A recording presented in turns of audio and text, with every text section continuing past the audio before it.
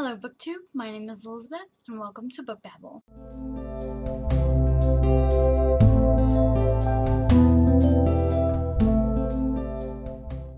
Today I am going to be doing my September wrap-up. I read 10 books in September and 5 graphic novels, which is a lot better than what I was expecting to do.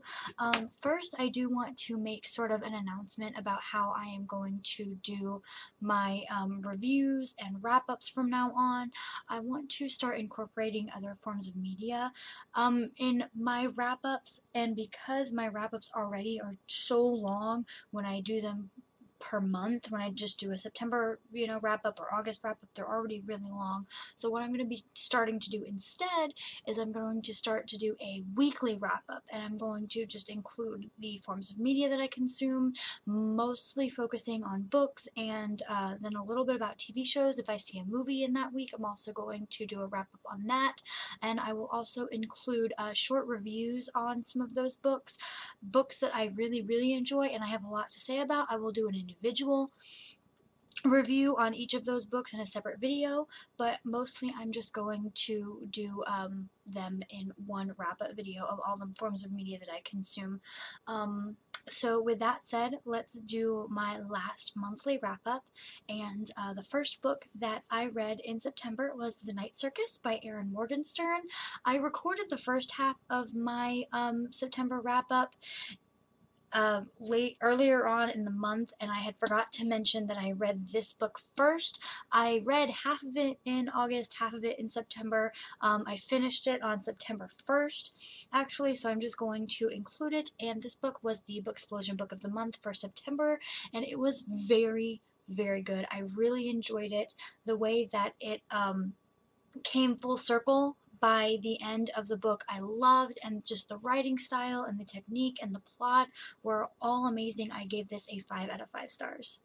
Now I will include the video here of the books that I read from earlier in the month. So the first book that I read this month was Charlotte's Web by E.B. White. And I read this book with my little brother Daniel. He has to read 20 minutes every day after school, and we decided to read Charlotte's Web because it was one of my favorites, and it was one of my mom's favorites when she was a kid, and the end result was exactly what we wanted. Daniel loved this book, and he cried, and we cried, and after we were done reading it, he begged to read it again. The next book that I read after Charlotte's Web was Between the Spark and the Burn by April Genevieve Chakholk. I think that's how you say her name, I'm not sure. I did not like this book as much as I liked Between the Devil and the Deep Blue Sea, the first book in this duology, but it wasn't all that bad. I did a review for the book, and I will put that here. After Between the Spark and the Burn, I read Cinder by Marissa Meyer, and I absolutely loved it. It was phenomenal. I was so worried about reading that book because it had sci-fi, and she was a cyborg, and a lot of other really weird things that I'm not usually used to reading, but it was phenomenal. And I also did a review for that book in the same video as Between the Spark and the Burn, and again, I will put that video here. After Cinder, I read Outlander by Diana Gabaldon, and it was freaking amazing. I am watching the TV series right now, and they are doing an amazing job of going right along with what the book is. The last episode, not so much, but the majority of the main plot points are going exactly the way that the book goes, and I love that about the TV series. The book was just freaking amazing, and I'll be doing a book review on that book soon, and I will put that video here when it is up. After Outlander, I decided to read Harry Potter and the Chamber of Secrets, and I am going to be rereading the entire Harry Potter series. It's been a couple of years since I read it, and I own every single book except for the second one. I know, I'm a horrible Harry Potter fan. It's disgusting. But so I finished this book in a day. There's such super easy reads, and I love delving back into the mythology and the storyline. It's just bringing back so many memories of my childhood, and I absolutely loved it, of course. after Harry Potter and the Chamber of Secrets, I read my very first graphic novel. I was so proud of myself. I was not expecting to ever read a graphic novel. A lot of booktubers are like, I read 2 books and 2 graphic novels this month and stuff, and I'm just like, I didn't think I was ever going to be able to get into a graphic novel. Let me tell you. The graphic novel that I read is an Outlander, or no, it's called The Exile Experience, Jamie's Side of the Story, an Outlander graphic novel by Diana Gabaldon. And this is exactly it. It's the first, well, the majority of the first book. It ends, I wish I could tell you. It ends, okay, Outlander is separated into the first book is separated into 7 parts, and it ends at the end of the 5th part. So, so it's not the entirety of the novel, but it's a good majority of it. And the illustrations were done by Hoang Nguyen, and they were just gorgeous and beautiful, and I loved them. They were just amazing. Let me see if I can get one that doesn't give away too much. Okay, well here, the first page. I mean, how freaking gorgeous is that? So pretty. I just loved it. It was absolutely beautiful. I do not like the way that it's written, and I think that's just because I'm not a graphic novel fan. I'm not a manga fan. I'm not a comic book fan. I can't seem to, I don't know. I don't know what it is, but the illustrations really made up for that. I think that if I read another graphic novel and the illustrations weren't that good, I probably won't like it because the illustrations aren't good, and I just don't like the way that they write graphic novels. I'm not sure, but I think that if they write a graphic novel to go with a book, I'll enjoy it a lot more, like I did with this one. I really did enjoy it because it is Jamie's side of the story and not Claire's side of the story, which is what Outlander's point of view is. I am going to do a review of this graphic novel along with my review of Outlander, and again, when I make that video and put it up, I'm going to put it here. After my Outlander graphic novel, I read The Assassin's Curse by Cassandra Rose Clark, and I'm kind of cheating because I haven't gotten done with this book yet, but I know as soon as I get done with it, I'm going to make a trip to the library and return them, so I figured I'd do the video now. I'm liking it so far. I think the storyline is really good, but so far I think that the execution of the plot and the storyline could be a little bit better. I'm really liking the main character, Anana, and Anana. I don't know how you pronounce her name. That's what it looks like. Please tell me. I don't know. But yeah, so I'm liking it so far. This is definitely a cover, not purchase because I rented it from the library. This is definitely a cover pickup for me because I just think that the front is just beautiful. But yeah, so anyway, I'm really liking the book so far. I think the execution could be a little bit better, but the storyline is amazing. So after I read The Assassin's Curse, which I ended up loving, I had the same thoughts of it that I did at the end of the book, that I did at the beginning of the book, is that the plot was really good, but the execution of the plot was not. I think that if someone else had written the book, or if the author had taken a little bit more time with the writing style, it would have been a lot better. I think I gave that one a 3 out of 5 stars. The next book that I read after The Assassin's Curse is Cirque du Freak, Volume 1. This is by Darren Shan, and this is the first manga that I have ever read, and I did not think that I was going to enjoy it. The first page, the second page, I was like, meh, but by the time that I got used to the writing style and that it was backwards, and you know, after I got used to that, it was a lot simpler. And I don't know, I had to watch a YouTube video on how to read manga. So if you don't know, you read it obviously from right to left, and then you read it from top to bottom, right to left. And that was really confusing. Like, reading right to left, I can deal with, you do this page first and then this page, but reading this talk bubble first and then this one, and then, you know, that was a little bit harder to understand. But once I and I keep wanting to turn the book this way because that's how most books are. This one's backwards. But once I got the hang of how to read the manga, I really, really enjoyed it. I read the actual Cirque du Freak books when I was in middle school and high school, and I really enjoyed them, and I liked the manga just as much. They were very enjoyable, and I was pleasantly surprised.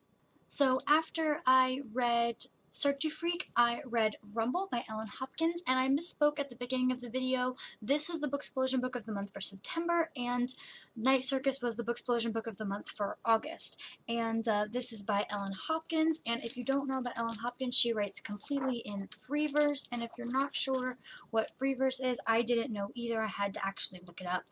And it is just basically writing poetry that does not rhyme, and I enjoyed it. I did not think that I was going to enjoy it as much as I thought I was going to because of the free verse and because it is it has a lot of religion in it, and I was not excited about it at all, but I enjoyed it. It was not about what I thought it was going to be about, and it was more towards my tastes. I'm not sure. Religion is just one of those things that I was always taught you keep out of polite conversation. So, I am just going to leave it at that I really enjoyed it. It was not what I was expecting, and even if you are against reading books about religion, kind of like I am, because I'm not ready for that. I'm not comfortable with that yet, because usually it's from a Christian standpoint. But if you're one of those people and you don't want to read a book about religion, but you want to find a good place to start, this is a good place to start. I liked it. I was very hesitant on reading it, and I did not want to, but because the last month's Booksplosion book of the month was so good, I decided to give it a try, and I'm glad I did. It was very good, and reading in free verse was a lot of fun. After Rumble, I read The Boleyn King by Laura Anderson, and I enjoyed the writing style of Laura Anderson. I think that she did a really good job. The one thing that I did not like, and I'm not sure if you're familiar with what this book is about, this book is a what if history novel, and it's basically asking what would have happened if Anne Boleyn had had a son and a daughter. And if you don't know who Anne Boleyn is, she is the wife of King Henry VIII and the mother of Elizabeth I, who arguably is the best monarch in all of English history. And she was beheaded, and her marriage to King Henry VIII was annulled because she was cheating on him, which she wasn't. He just wanted to have a different wife because she could not give him a son, and this is basically saying, what if she had given him a son? And if she had given him a son, and you know the basic history on it, history as we know it would have been completely and totally different.